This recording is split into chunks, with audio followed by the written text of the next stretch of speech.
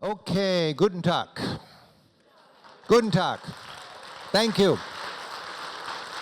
I should say guten Tag, I should say bonjour, and I should say buongiorno, because we're going to Switzerland and they speak all those three languages, French, Italian, and German, plus they speak a little Latin language called Romansh, which I don't know much, I don't know any words from that language, but that's, a tiny part of the culture still speaks that fourth language. If you look at their money and so on, it has 4 languages on it.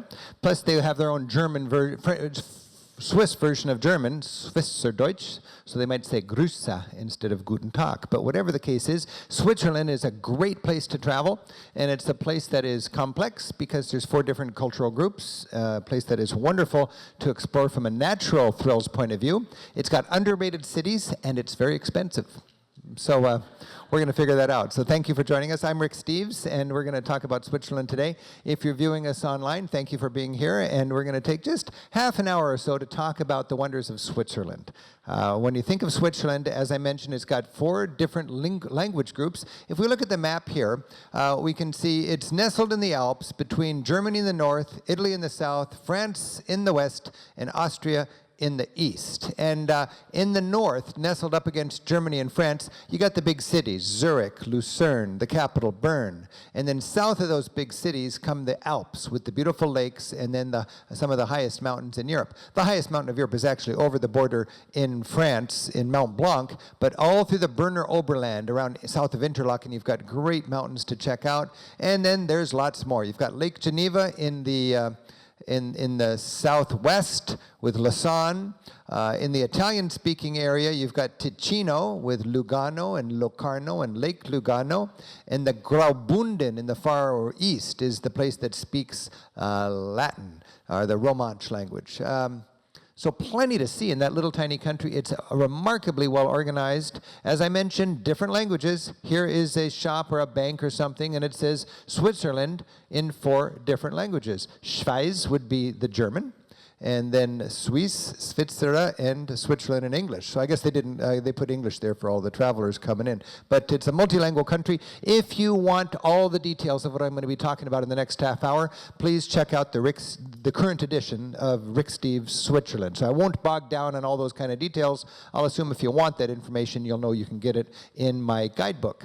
I'm not going to talk much about the big cities, but I would remind you the big cities, Zurich and Lucerne and Bern, are really charming in a surprising way. They're fresh, they're not mountainous, but they're sort of springboards for alpine wonder. They've got elegance. There's more millionaires per capita, I understand, in Zurich than anywhere else. Lucerne's got all sorts of great art galleries and historic covered wooden bridges, and Bern is the country's capital with a very intimate kind of charm. You will see the politicians with the bankers and the merchants and the students floating down the river enjoying the parks. If you want a whole half hour of information on the cities of Switzerland, Lausanne, Bern, Lucerne, and Zurich, please go to ricksteves.com. That's my website, and go to the TV section.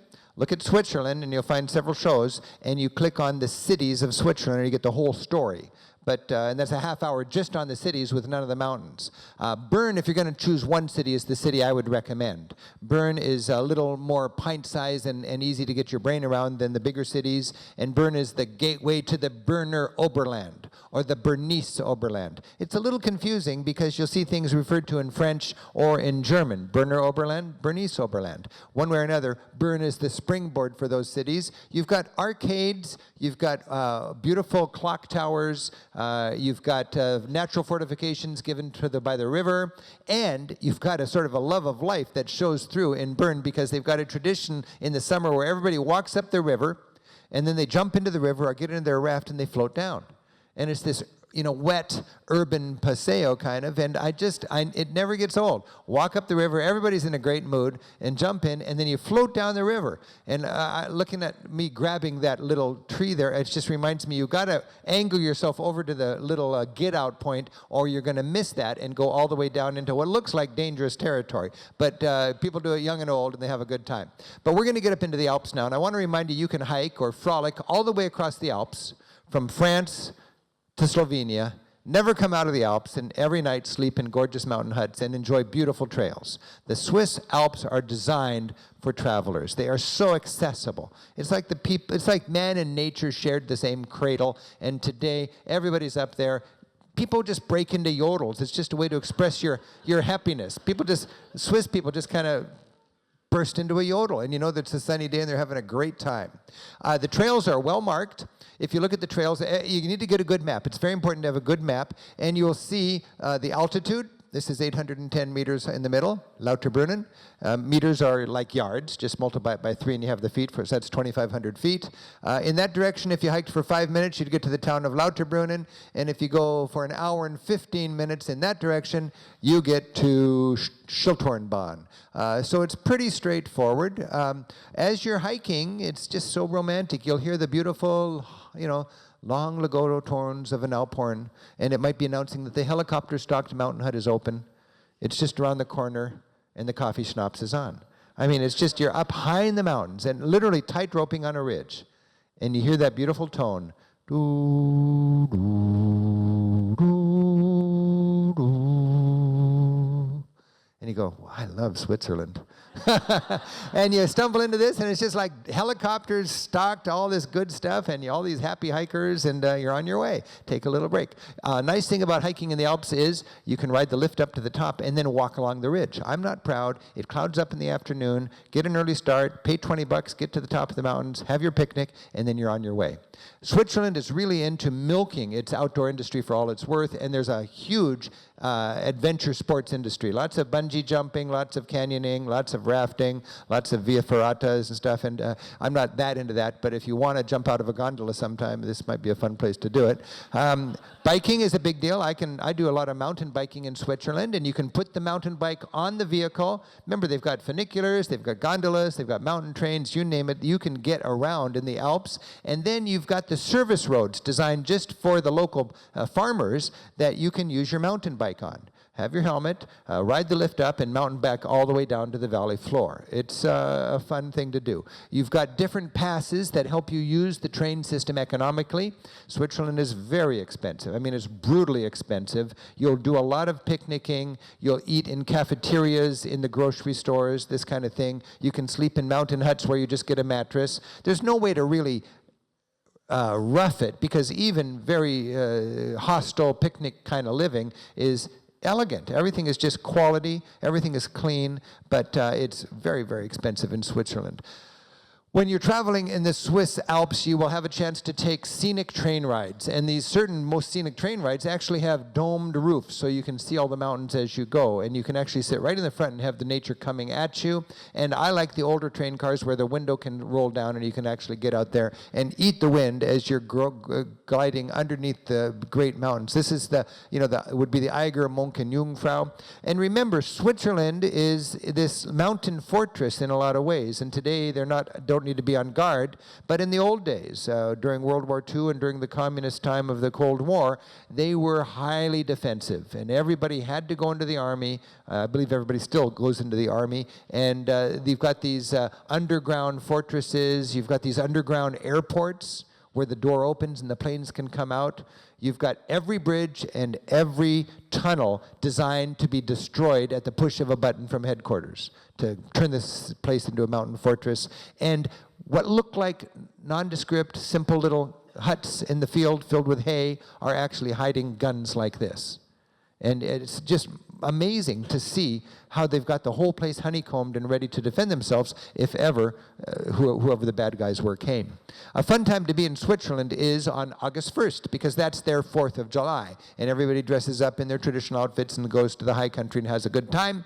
You can go to open-air folk museums to see traditional life alive, and the very best in Switzerland is called Ballenberg. The Ballenberg Open-Air Folk Museum is near Interlaken on Lake Brienz. It's just a half an hour ride from Interlaken or so. And Ballenberg is a big park, and it's designed like the country itself. So in the north would be, cottages from the north of Switzerland, and in the south would be cottages from the Italian-speaking part of Ticino, brought together in this park so you can walk across the whole country, in a sense, and visit traditional mountain huts and log cabins and historic schoolhouses and talk to people and see the artisans and have that whole Swiss folk cultural experience. I think it's a great way, kind of culture on a lazy Susan for a busy traveler. Also, when you go to Switzerland, you'll find the people are very modern, very future-minded, but also they embrace their heritage and their culture. They treasure it. And on weekends and on holidays, they will go to a lot of times to the little villages in the high country and celebrate things in a traditional way. Swiss wrestling in the Alps is just a lot of fun. Everybody's sitting there with their hands in their pocket, yodeling, watching two guys wearing these big diapers whip each other around in the wrestling match. And it's you never know what you're going to stumble onto. In so many ways, the traditional culture survives the most vividly in the high corners. It's almost like the people who wanted to live traditional, they escaped the rush of the modern world and they go to the high country. You'll find that cow culture still alive if you know where to look. One of the great places to find it is the region called Appenzell. Appenzell is the most old-fashioned part of Switzerland. They only gave the women the vote like a generation ago. They were butt of a lot of jokes in Switzerland for being so backward. And today you can go to Appenzell and still feel that old-fashioned culture alive and well. Beautiful architecture, beautiful museums that show off traditional Swiss architecture. Again, the details would be in the Rick Steves Switzerland guidebook. And wherever you are, the shepherds can take a city by storm or a little mountain village by storm. Nobody knows when the farm boys are going to decide to bring the cows up or bring them down, but they just pop it on the town. And the people have a sense that any day now they're going to bring the cows up or bring the cows down, and when they do, everything stops. Everybody runs out in the streets, and the cows have these big bells, and the shepherds dress up in traditional ways, and it's just a delightful impromptu festival that you'll be able to witness. I do want to remind you, when the sheep or the cows hit the roads, they can stop traffic for hours at a time. So if this is happening, and if you've got to get somewhere, and there's just one way out of the valley, if the cows are there, you're going to be stuck, because they're not going to let you through. So find out about that, and in many cases, I've had to scamper ahead. I remember one time I had a group, one of our tour groups, spread around having a good time at this festival, and all of a sudden somebody told me, all the cows are going to head down the valley in about half an hour, and if you're not out of here, you're going to be really delayed. So I had to run around and gather my group and get everybody onto the bus and run. So be mindful of that. Also, when you travel around Switzerland, you'll find people appreciate, even though they're very wealthy and they can do everything in a modern kind of way, they appreciate, homegrown stuff and from the farm milk, and you'll find a lot of that embracing of traditional quality lifestyles in Switzerland. This is one of my favorite places to stay in Switzerland. It's in Appenzell, specifically Ebenalp, Ebenalp. And I want to remind you, all the specifics of these kind of things would be in the Rick Steves Switzerland guidebook. But here we have a mountain hut put there 150 years ago to house pilgrims who were going up to that remote part of Switzerland to commune with a hermit monk who worshipped in a little cave up there, and he had a little church. He was famous. All sorts of pilgrims would go up there. Today the hermit monk's long gone. You can see the remains of his church. But the hut is still there, housing people who go up there to commune now with nature. Now, the good thing about this, from my point of view, is in the 20th century, they put a ski lift in, and today you can ride the lift up about a 15-minute walk above this hut and walk into it from the ski lift with your suitcase. And you don't need to tell the people that live there that you didn't hike up, but it's just fun to feel like you hiked up but having cheated by taking the ski lift. The point is, when you find yourself in a hut like this, if you have my guidebook, you'll know who runs it. You'll know it's run by Benny and Claudia. You can go out and milk the goats with the kids before dinner if you like. The piano was brought in by helicopter. You'll be reminded that after dinner, all the local hikers get together and they play the spoons and they play the accordion and they sing folk songs and yodel, and you can be part of the scene. It's just that kind of fun you can have. It's cheap up there because it's very rustic. There's no running water, so you won't get a shower. There's just rainwater gathered, but it is good, hearty food and a great situation hanging out with local hikers instead of other tourists. Remember, you can ride the lift to the very top of the mountains, and then you can hike down. Whenever you see the red and white sign on the trail markings, that means tough hike. So here there's no way down that's not tough. Still, this is up on the Schilthorn. That's 2,900 meters. That would be 3,000 meters, 9,000 feet above sea level, or about 10,000 feet above sea level. And you could hike down and you can get all the way back to where I would sleep, which is Gimmelwald, in 3 hours and 15 minutes. Here you can see the Stunde and minutes. Stunde, you can just guess, means hour in German.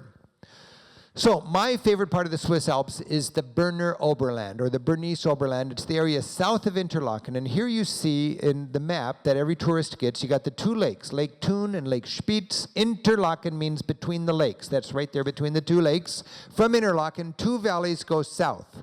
On the left, you see Grindelwald. On the right, you see Lauterbrunnen. Ahead of you got the most incredible alpine panorama anywhere, the Eiger, Monch, and Jungfrau. All of this is accessible. This is a big ski resort in the winter. You get one ticket, you can go everywhere. In the summer, it's full of hikers, and all the gondolas are still working. And there's lots of little villages in the high country. Now, most of these villages are ski resort villages, full of condos that are inhabited just a couple weeks out of the year. Gimmelwald, which I'll show you in a minute, jiggered its zoning plan so they couldn't build any fancy hotels there because they fakely had it declared avalanche zone. Avalanche zone, nobody can get a building permit. Consequently, Gimmelwald still has a vibrant community, which we'll see. Okay, but this valley here on the left is Grindelwald, very, very touristy, very famous, lots of fun things to see and do and hike on that side. The ridge that separates the two valleys is Mannlichen and Kleine Scheidegg, and you can ride either from Lauterbrunnen on the right or Grindelwald on the left up to Kleine Scheidegg by train, and then you can take a train winding through the Eiger, actually stopping halfway up the Eiger to look out the window and take some photographs, and go to the very tip top at the Jungfrau Joch. Now, it's amazing to think that the Swiss built this like 100 years ago. Why? Well, why not? That's just it. And they built it all the way up there, and you can stand on the top of that Jungfrau Joch and look south at the glacier that goes all the way down towards Italy. In the winter, it's very popular for ski resorts, and you can find plenty of chances to go there if you want to look into ski information and so on. This is Kleine Scheidegg. That's that saddle between the two valleys, and from here the mountain train goes through the mountain all the way to the top of that ridge. This is the north face of the Eiger we see here, and the Eiger is famous for rock climbing, one of the great challenges for rock climbers. In the summertime, the cows are up in the high meadows, the gondolas are still running, and the tourists are out enjoying these beautiful trails. This is Mannlichen going down to Kleine Scheidegg in front of the Eiger, Monch, and Jungfrau. This is that saddle, the Kleine Scheidegg, between the two valleys at the base of the Eiger in the summertime when you've got mountain lodges where you can eat and sleep up there if you like. And from there you hop on the train and you carry on all the way up to the Jungfrau Joch, and you're looking south now at this glacier, and it is really a spectacular setting, about as high as you can get mechanically in Switzerland. This, again, is the Jungfrau Joch. Train station, restaurants, dog sledding, intertubing, elevator that goes up to the observation platform, people hiking out. It's just an amazing sort of coming together on top of the mountains. This is that less touristy valley on the other side of Kleine Scheidegg. I mentioned Grindelwald. This is Lauterbrunnen, a classic glacial-shaped valley with steep sides and a flat bottom. And at the end of that valley is a place called Steckelberg, and from there you can ride the lift up to my favorite town, hanging on the edge of the cliff, Gimmelwald. In a moment, I'm going to show you something called the Via Ferrata. That means the Iron Way. And it is an iron cable that's been stretched around this cliff right about there. And it's got little rebar footholds. And you're harnessed up, and you got, what do you call these clips that go onto that? Carabiners, yeah. And you've got two of them so that when you're unclipping one and you pass out, you won't fall to the bottom. And you edge your way around that cliff. And I'll show you some pictures of it, but if you ever want to really push to the limit, we'll look at that. But here you got, this is nature country. This is where you feel the power of nature as it cuts into the mountain with these rivers. And you can go underground and see these underground canyons that are cutting and cutting like Trommelbach Falls. Here we have the kind of resort town up on the mountain, and there's Mürren and there's Wengen, but below Mürren, Wengen is over here, Mürren is here. Below that, you've got my favorite town called Gimmelwald, And Gimmelwald has almost no commerce. There's no real grocery store, or there's just a little pension and a youth hostel and a couple of B&Bs. But I like Gimmelwald. I've been coming here for years, and I cover it very, very well in my guidebook. This is the main intersection of Gimmelwald. But you can imagine when you're hiking wherever you are in the Swiss Alps, you come to some little town, there's no traffic, there's just farmers and a few little mini tractors that they ride around, and you've got your trail signs, and you've got somebody who's serving fondue over here, and somebody who's making cheese over there, and you've got the kids playing, and you've got a chance to rent a mountain bike. It's just a wonderland. If you're there during harvest time, the peasants are up in the steep fields cutting the hay, putting them on tarps, and then riding the tarp back down to the valley. It's a community where almost everybody has the same last name, a very poor part of Switzerland, subsidized by the government so they can continue their traditional lifestyles, and they still have the ceremonial bells under the eaves. When the cows are low, the bells are hanging there. When the cows are going to the high country, they put them on the cows, they ceremonially climb to the high country, and they hang the bells under the eaves up there. In your hiking, you can stumble onto these mountain huts where the shepherd is actually living for months at a time in the traditional kind of way. I just love Gimmelwald. You can stay with Ollie and Maria. They run a B&B in the town. They're the school teachers in the little one tiny school they have in the village. And you've also got a youth hostel. All over the Swiss Alps, you've got youth hostels where young, hardworking entrepreneurs will be serving up pizzas and beer for the hikers and letting you cook for the cost of groceries in the members' kitchen. In Gimmelwald, I stay at Hotel Matterhorn. This is Walter's Hotel. And wherever you're staying, you're going to work up an appetite with your hikes and enjoy a nice fondue. And remember, whenever you're tired or running out of time, you can hop on that gondola and go up or down. When you go from Gimmelwald all the way up to the top, you get 10,000 feet above sea level. This is the Schilthornbahn. And the Schilthorn takes you right up to the Schilthorn, and that's a revolving restaurant. Revolves once every hour, and when you're up on top, you can have breakfast up there, and then you can hike out on the ridge and pretend you hiked all the way up there. It's a beautiful, beautiful spot, made famous from a James Bond movie, and there are actually a lot of people that will parasail from here all the way back down into Interlaken. I've never done it, but people absolutely love it. Remember, you've got your hikes, your trails. If you got a good map and sturdy shoes, the whole place is at your disposal. If you see a place like this that you'd like to get up to, there's probably a trail to get there. In fact, this is a famous little nub of a peak above my favorite town, Gimmelwald, and you can hike up there, and there'll be a little box that you can sign the little book that says that you made it up there, and see who else was hiking up there and when. And it's just a world of fun you can have high up in the Alps. The farmers eke out an existence in this rugged terrain. If the kids kick the ball wrong, it's going to go a mile down into the valley floor. And something I've always wanted to do was this Via Ferrata. So I hired a local guide. Ollie, the school teacher, and I went on this thing. And we put on the harnesses. This is our guide. We had our carabiners. And this was the easy part of it. And we went, this is a base jumpers platform. You know, these guys that just they're jumping out of a plane without a plane, and then pull their little chute when they sometimes before they get to the bottom of the valley. But this is the base jumper's favorite place, this Lauterbrunnen Valley. I was so frightened I couldn't even get my camera out, so I don't have any good shots of my thing. But we go down these ladders and then across the face of the cliff, and it was just, for days afterwards, I was waking up in the middle of the night clutching my mattress. But, I mean, Swiss people do it routinely, and they told me, we Swiss people, we trust cables. You see, I don't trust a cable. I mean, I could pass out and I'm just like a sack of potatoes. There's no way you can die, but my mind played all sorts of tricks. But Swiss people trust those cables, and they go on this, and it's just quite an experience. Lots of other mountain thrills. I'm just kind of weak in my coverage of Switzerland. There's lots I don't know about Switzerland. Of course, the Matterhorn is a big attraction. It's very touristic, and you can visit that by train, and you can go all around Switzerland using the trains with the domed roofs and enjoy the views. Lake Geneva in the south is one of the real charms of Switzerland. A lot of times it's overlooked because people just are so enamored with the great mountains. But on Lake Geneva, you've got Montreux, you've got Château-Chinon, you've got Lausanne, you've got Geneva itself. Lausanne is a beautiful town with great history. It's kind of on two different levels connected by a funicular. At the base on the lakefront, you've got the Olympics Museum, and in the town itself, you've got all sorts of interesting galleries and museums. There's even a gallery filled with art done by people who were locked up because they were considered criminally insane. fascinating things to see and do in that part of Switzerland. Chateau Chillon is a beautiful castle, a romantic castle with a romantic sort of history right there on the lake. And to the interior, you've got Gruyere, famous for the Gruyere cheese, and they more than welcome tourists to come there. You can go to traditional and you can go to modern cheese-making places. And Murten, M-U-R-T-E-N, is on a little lake called Lake Murten, one of my favorite towns in Switzerland, a beautifully walled town that you can visit just about half an hour away from the capital of Bern.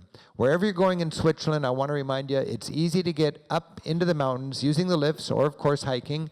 Come with good boots, or you can rent boots, or just solid walking shoes, and dress for the weather. And invest in a good map and some local information, and there's lots of ways that you can enjoy Switzerland. And if you know how to do it right, it is actually affordable because you're high in the mountains, staying in a mountain hut, taking advantage of the great groceries and the picnic opportunities and so on.